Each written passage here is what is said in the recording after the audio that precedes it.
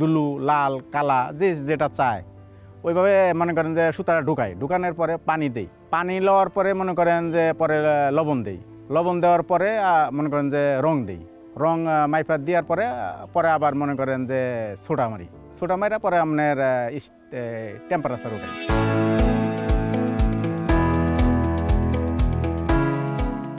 আগে সুতার রং করা হতো হাতে, এখন কালের পরিক্রমায় হাতে রং করা সুতার পরিমাণ খুব কম।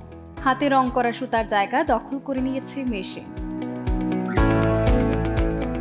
কম্পিউটারের যুগ, এই হাতের মানে চলে গেছে। আগে হাতে করলে রংটা উঠতো, এখন তো হাতে কেউ করে না, কারণ এখনকার শাড়ির মান ভালো হয়েছে। রং উঠলে ওই শাড়ি নিবে না, পাকা রং ছাড়া চলে না। তন্তু থেকে সুতা, আর সেই সুতা থেকে তাঁত জাদুকরেরা সৃষ্টি করেন শাড়ি। কারো কারো পুরোটা জীবনই কেটে যায় শাড়ি তৈরি করতে করতে। সময়ের শেষ প্রান্তে এসেও যাদের গুনতে হয় সুতার কাউন্ট, বয়ে নিয়ে চলেন পরম্পরা। আমার মায়ের কাছ থেকে শিখছি, এ জায়গায় বিয়ে এসেও দেখছি সে তাঁতের কাজ করছে। শ্বশুর শাশুড়ি যাই আসিল তাগো সাথে কাজ করছি। একটা ঘর আছিল, সবাই একাত্র ছিলাম, একটা ঘর আছিল আর একটা তাঁত ঘর ওই জায়গায় আছিল, সেগুলো সব ভাঙ্গা হলাইছে, নাই সে নাই না পরে দিছি। একটা তাঁত ঘর আছিল আর একটা থাকার ঘর আছিল। আর ছেলেমেয়ের বউ যারা আছিল তাগো ওই ছাবড়া করে করে রাখছে। তাঁত আছিল, একটা ই করছে, কাপড় তৈরি করছে, আবার আর বাছুরা ছিল তারা একটা কাজ তৈরি করছে। এতে এইভাবে আমরা চলে গেছি, তাছাড়া আর কোনো আমরা কাজ করি নাই।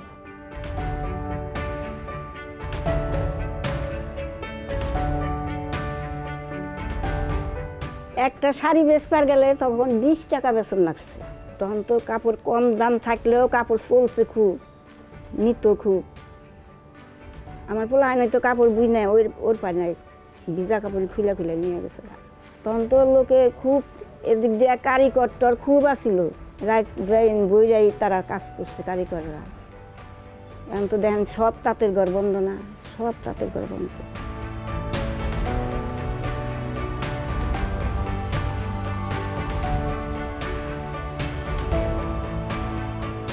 দুইটা শাড়ি বুনেই যাদের সংসার চলত, এখন বেশি কাজ করেও মিলাতে পারেন না আয় ব্যয়ের হিসাব।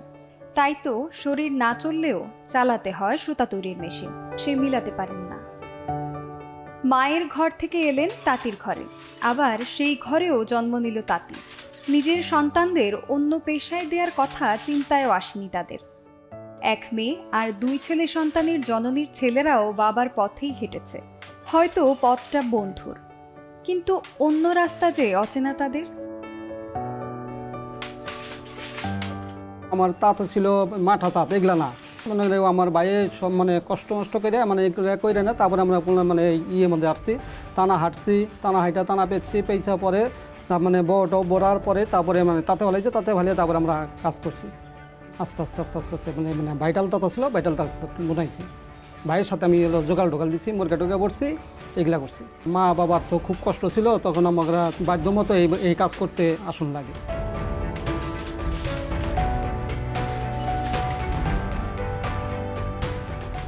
আয় তো নাইকে, কিন্তু ব্যয় বেশি। 2টা শাড়ি বললে 1000 টাকা পাই। তো মা মানে মানুষের কাজ করে, কাজ করে ওখান থেকে আমাকে টাকা দেয়, টাকা দিলে এবার আমি ওই কাজ করে মানে আমি চলতে পারি। সপ্তাহে 2টা শাড়ি বানাই, 2টা শাড়ি বানাইলে মাসে 8টা বানাই, 8টা বানাইলে এবার 4000 টাকা পাই। ওই 4000 টাকা আমি আর আমার মা মেয়ে চলতে পারি।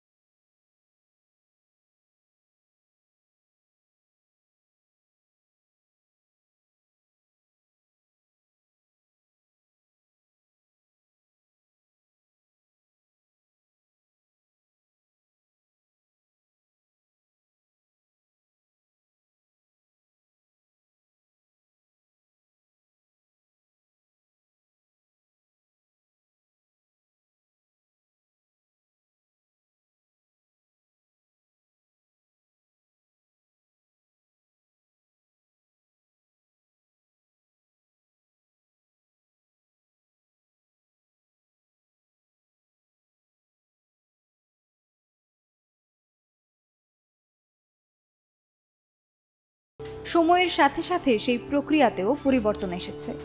সুতাকে তাঁত পর্যন্ত পৌঁছে দেওয়ার পুরো কাজটাই করত ঘরের নারীরা।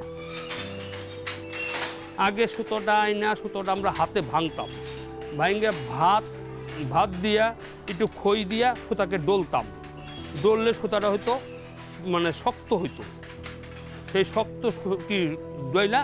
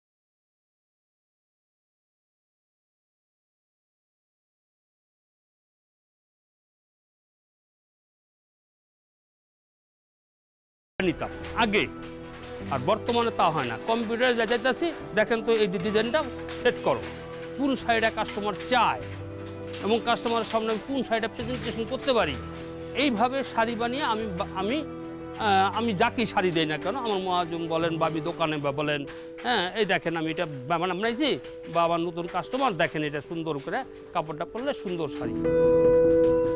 ডিজাইন নির্ধারণ হবার পর তৈরি করা সুতা আর ডিজাইন চলে যায় তাঁতির কাছে। যারা শাড়ি বোনার কাজ করেন তাদের জীবনও কেটেছে এই তাঁতকে কেন্দ্র করেই। কতটুকু জোরে টানলে শাড়িতে সুতোর বুনন নিখুঁত হবে সেটাও তারা শিখেছে এই তাঁতে বসেই। প্রায় নিজের সমান বয়সী অভিজ্ঞতা নিয়ে সুতার পরতে সুতা দিয়ে তৈরি করেন বাংলার অনন্য নির্মাণ।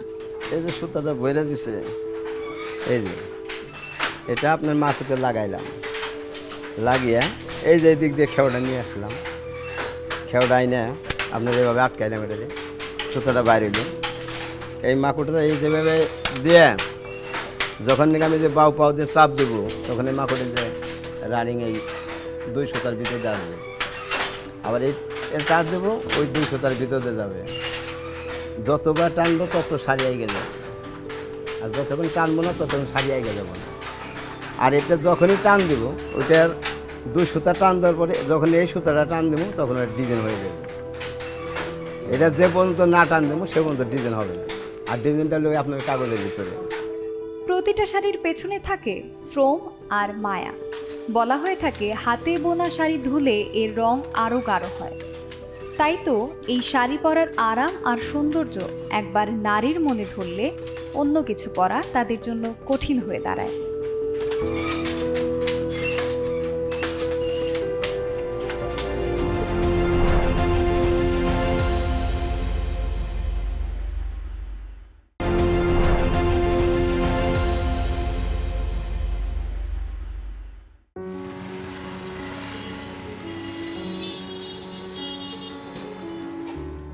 তাঁতির বোনা শাড়ি বিভিন্ন উপায়ে ভোক্তাদের কাছে পৌঁছায়, আর এই পণ্য হাত বদলের একটি অন্যতম মাধ্যম হলো গ্রামীণ হাট।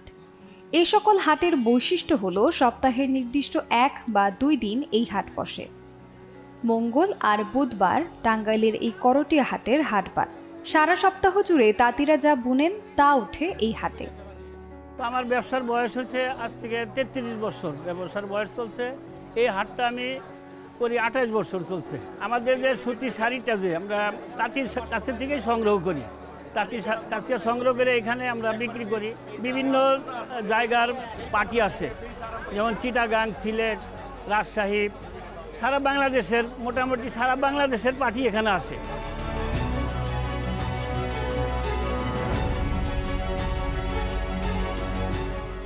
শুধু 70 টাকার মধ্যেও শাড়ি পাওয়া যেত, আমরা ওইটা ছাপা করে বিক্রি করতাম। এখন 150 টাকার যে শাড়িটা ওইটা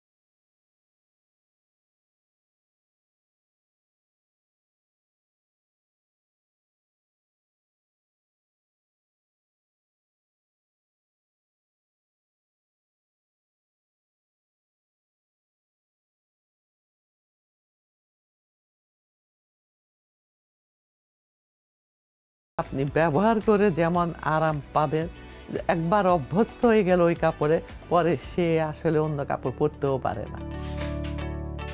টাঙ্গাইল শাড়ির মূল বৈশিষ্ট্য এই শাড়ি হাতে বুনতে হবে। হাতে বোনার আগে সুতাকে বিভিন্ন প্রাকৃতিক উপায়ে প্রসেস করে নিতে হবে, যাতে করে তা পরিধান করে আরাম পাওয়া যায়। হ্যান্ডলুম বা হাতে বোনা তাঁতের জায়গা দখল করে নিচ্ছে পাওয়ারলুম বা চিত্তরঞ্জন, কিন্তু সেখানে অনুপস্থিত থেকেই যায় টাঙ্গাইল শাড়ির মূল বৈশিষ্ট্য।